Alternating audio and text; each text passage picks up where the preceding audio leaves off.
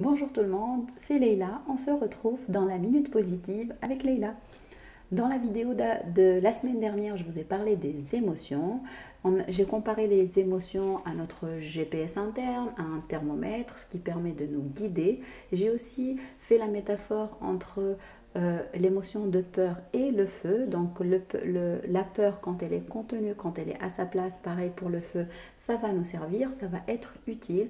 A contrario, quand ça sort de son contexte, quand ça devient incontrôlé, et ben c'est là où ça devient problématique. Aujourd'hui, je vous parle de pensée. Pourquoi? Parce que les trois pôles de fonctionnement de l'être humain sont le pôle cognitif, donc tout ce qui est pensée, croyance.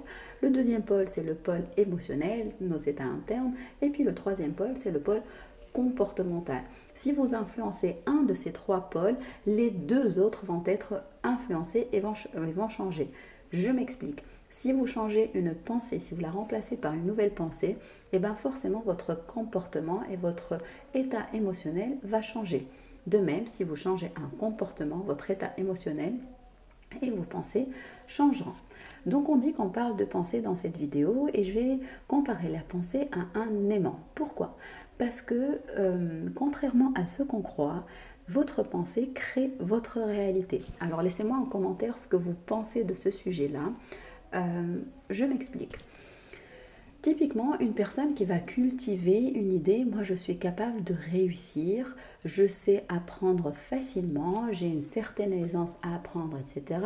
Vous verrez que ces personnes-là vont avoir forcément et en général tendance à réussir dans leur vie. Et même s'ils passent par des échecs, je ne dis pas qu'ils ne vont pas vivre des échecs, en fait ils vont avoir cette capacité à aller de l'avant, à apprendre de leurs échecs et à continuer. Contrairement à une personne qui va plutôt avoir tendance, peut-être qui a mal vécu des échecs quand elle était jeune et qui risque du coup d'avoir des pensées comme de toute manière c'est difficile pour moi, je n'y arriverai pas, c'est trop dur. Ces gens-là vont avoir tendance à s'arrêter au premier échec et donc à avoir des difficultés dans leur vie.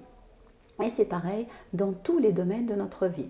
Donc moi j'ai une question pour vous par rapport à tous les domaines de votre vie, c'est-à-dire votre relation à vous-même, votre domaine familial, amoureux, professionnel, votre bien-être, votre domaine spirituel.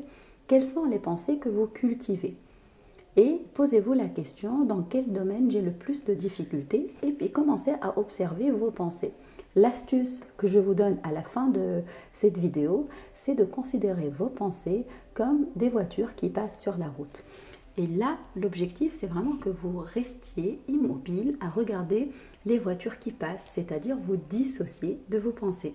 Entraînez-vous à vous dissocier de vos pensées et puis un peu plus tard, vous verrez que vous serez capable de remplacer une pensée avec une autre qui est plus aidante pour vous.